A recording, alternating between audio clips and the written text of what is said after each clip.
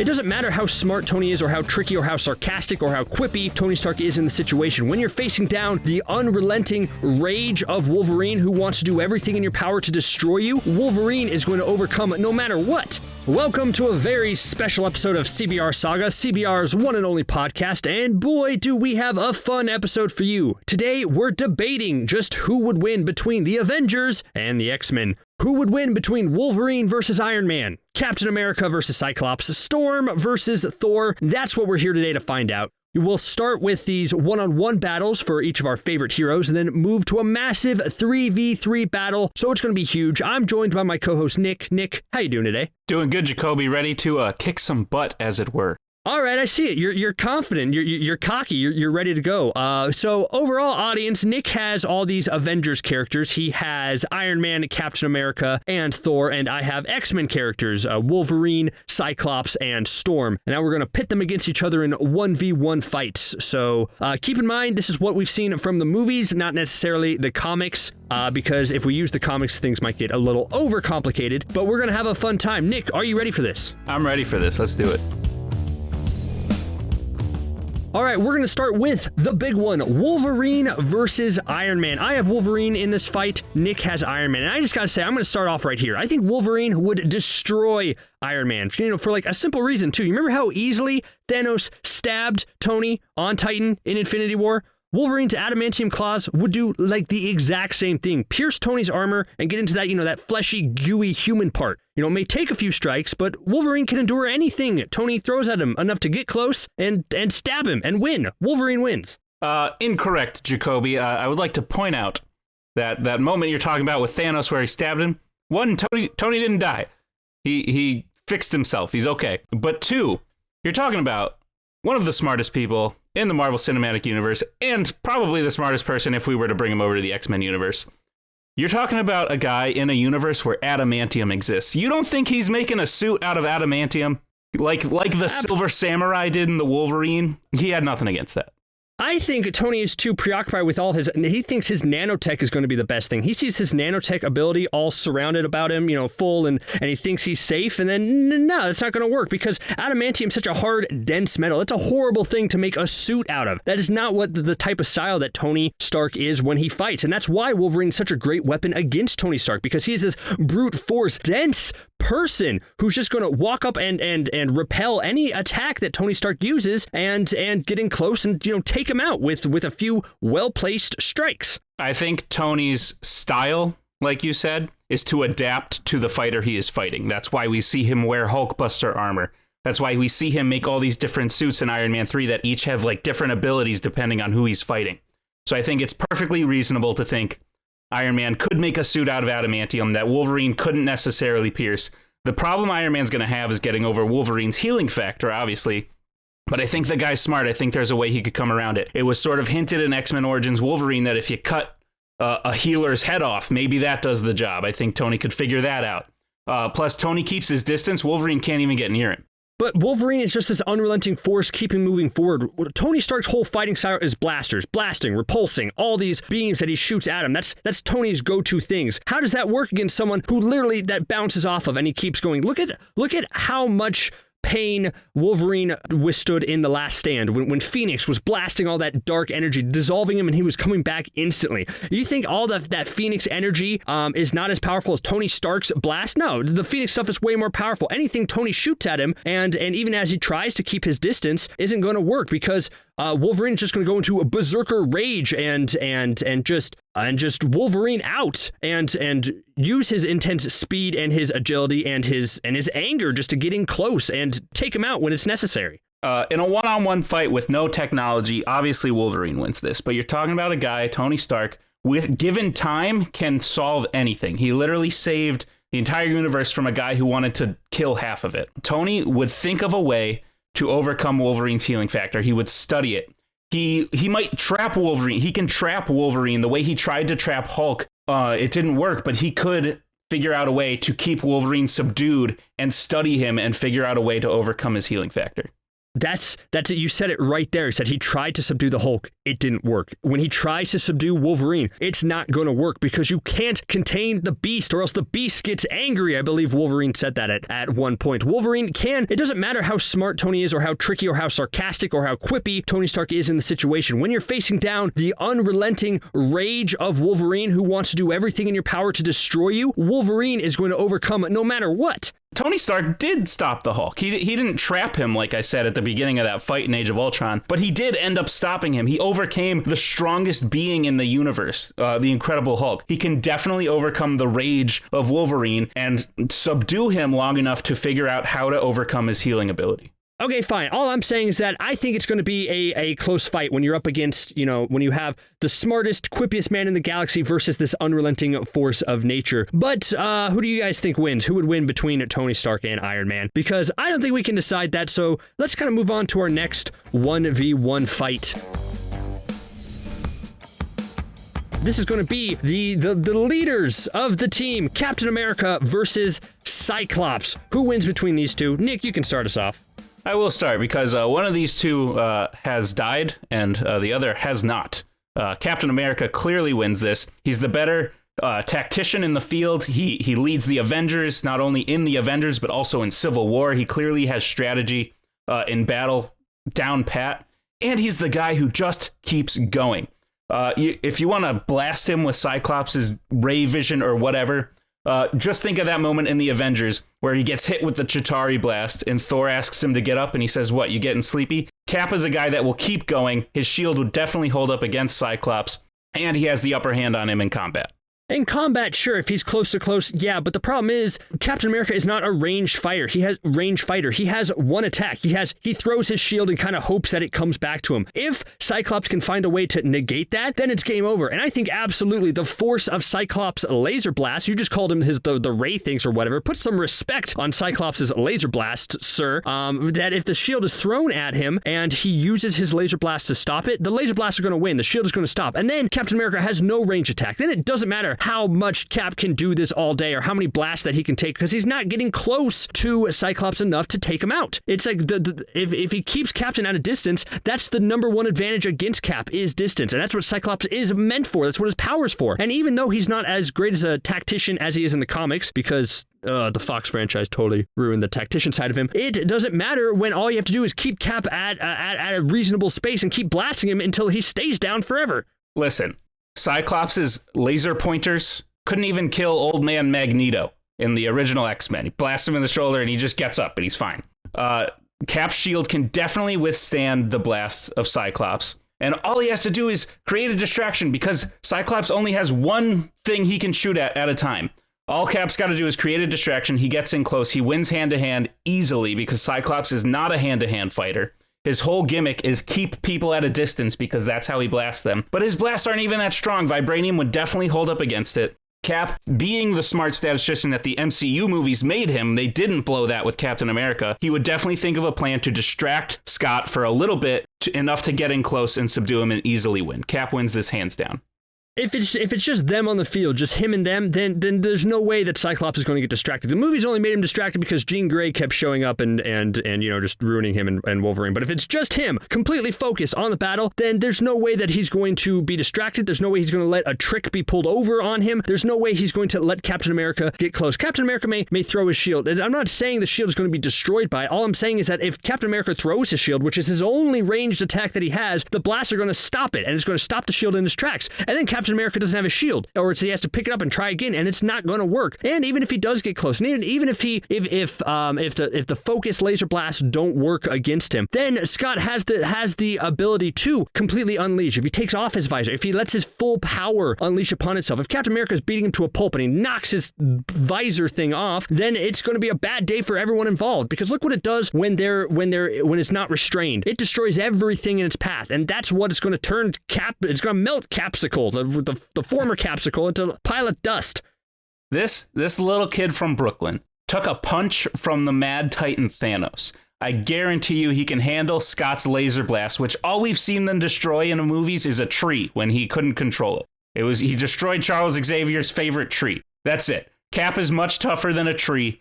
Cap can take a blast, and he will be. You say he hopes his shield comes back to him. He knows it's coming back to him because he throws it in a way because he's so dynamic with his shield. He knows it comes back to him because he wants it to. There's no way Cap loses. His shield can protect against the blast. Even if it doesn't, he can create a distraction with his shield. So while Scott's busy blasting the shield, that's when Cap moves in to finish the job. Overall, though, I just think this would be a good fight. This would be a very interesting fight because if it's the Cyclops we've seen from the movies, that this is finally his chance to shine. We have the final fight, the big one between some good weather people. It's Storm versus Thor, and I guess I'll start because you started off the last one. I'll start off this one. I know Storm is the underdog here, and this one is going to be a tough battle, but here's why I think Storm would win overall. Thor's getting dumber and more traumatized as these movies go on. If this is current Thor, the Thor that we know right now, then Thor will not be focused on his surroundings, and it's the surroundings that are going to disorient and defeat Thor when Storm brings in all of her magical weather abilities to completely disrupt the atmosphere and surrounding around her to distract Thor long enough to win. The man helped kill Thanos. He said, let's kill him properly this time. He grabbed 2 hammers, and then he went and he took care of business. This guy is a guy who's been fighting for 1,500 years. He also controls an aspect of the weather. Lightning would have no effect on him. He is the god of thunder. And if Thor, again, similar to Cyclops and Captain America, if Thor gets even close, there's not even a comparison between their hand-to-hand combat. Storm can use all the weather she wants to try and keep him away, but Thor has fought on the fields of Jotunheim.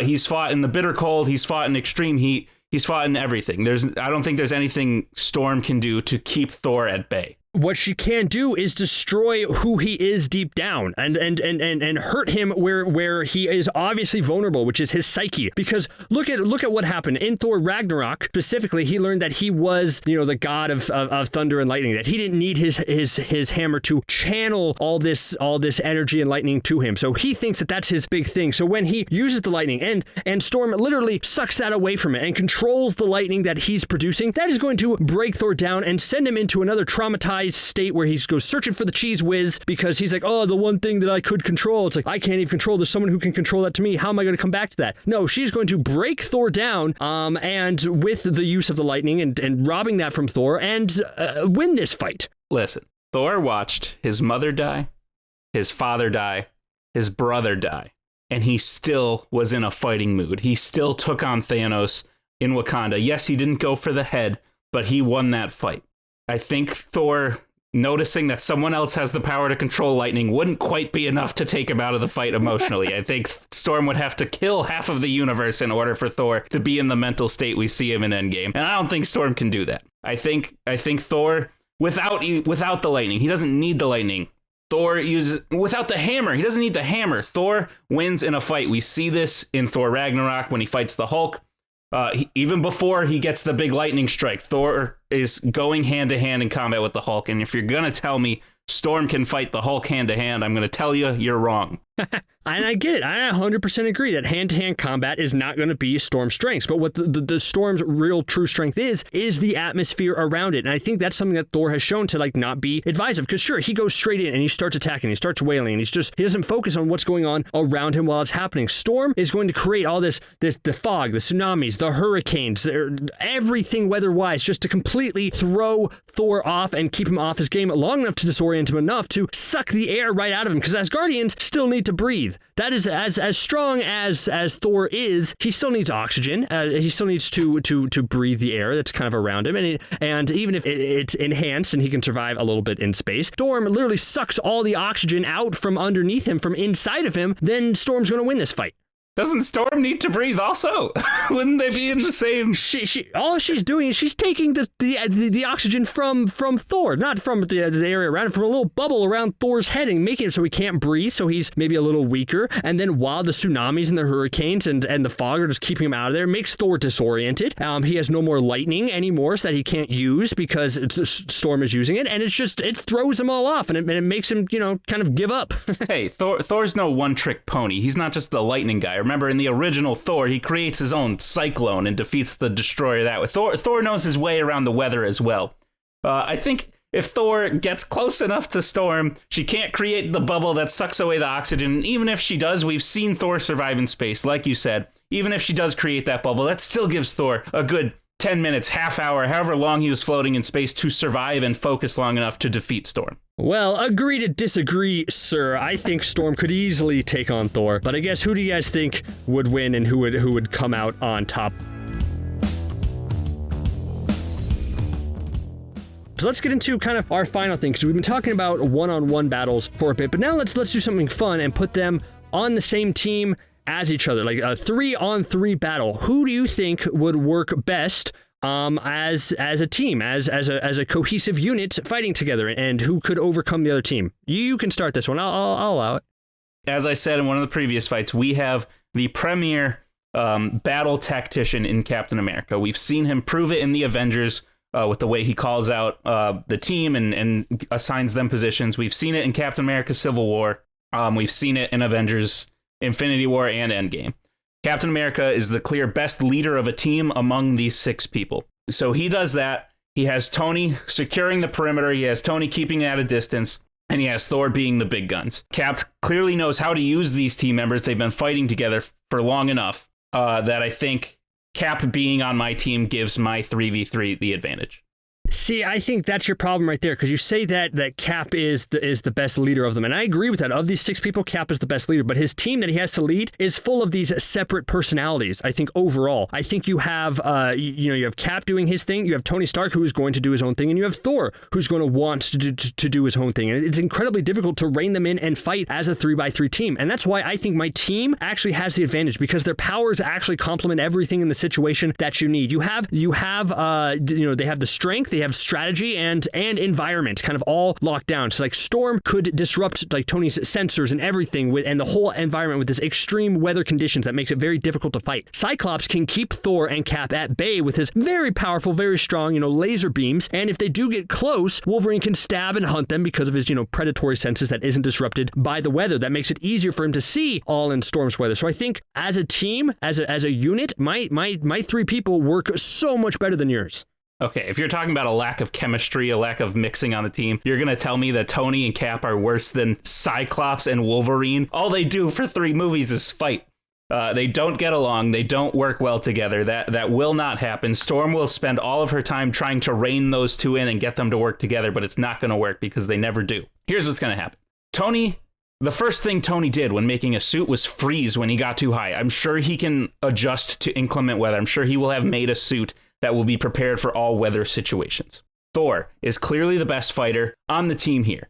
Thor is the one who creates those distractions I talked about when Cap was fighting Cyclops one-on-one. Cyclops gets distracted once, one of the other 3 people takes him out easy, and then it's a 2-on-3 fight. There's no way Cyclops lasts long in this 3v3 fight. And then Storm, like I said, not only will she be distracted with the other members of her team, but we have 2 people. Iron Man and Thor can easily withstand whatever weather she wants to throw at them, and they can take her out together. I think it's a pick them off one by one, and then we have Wolverine left. Guess what? The 3 people left, all they got to do is trap him and wait for him to die of old age and adamantium poisoning. That's a horrible way to win the battle. But see, overall, it just seems like your argument is each one working individually and going against each other. And that's not true teamwork. Yeah, I would say that Wolverine and Cyclops can at least work better together, because sure, they gripe at each other, but they never came to blows. They never almost killed each other. They never almost destroyed the entire world because they couldn't get over their differences. These are 2 very stubborn, very strong-willed, very different men who cannot work together in the long term when it comes to strategy and thinking about what's right. They're going to think about how to approach this battle in completely different ways, and that's going to cause conflict, and it's going to cause a rift, and that's going to make them disorient enough for the strong teamwork of my X-Men team to fully swoop in and do that, because Thor is the big gun here on your team. If Thor is there, then it's going to be a problem, but there's enough of a way to keep Thor off balance with Storm's weather, with Cyclops blasts, and even if Wolverine's claws need to get close, where Wolverine can at least take out Captain America and Iron Man, and then it's just those 3 against Thor, and I think together my 3 people can take out Thor, or at least incapacitate him enough to win this fight in the end. I disagree. You say they fought. Yes, they fought in Civil War. They didn't make up in time for Infinity War, but this team proves they can work together in Avengers Endgame. They've proved that they can get the job done together as a team. Not only do they have the best chemistry when fighting together, but you see it in the way they combine their weapons. Tony will fire his blasters off Cap's shield. Thor will hit Cap's shield with his hammer and create a sonic wave. That is just signs that these people know how to work together. They know who each other is as a team. And they know how to fight together. They will work together. They will work together to take out Cyclops. Once Cyclops is out, they will work together to take out Storm. Storm will only be distracted by Tony while Thor and Cap go up behind her. It's all teamwork. It's not people acting individually. Well, I guess this is just going to be another thing that we just can't agree on. So 3v3, who do you guys think would win between Iron Man, Captain America, and Thor versus Wolverine, Cyclops, and Storm? I think it's going to be a good battle either way. Sure, some people have more advantages than other, when you have a little Asgardian on your team. But I think overall, I think it would be a good fight.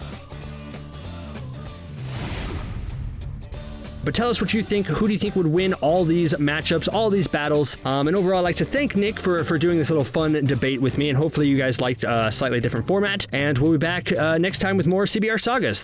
Thank you all very much.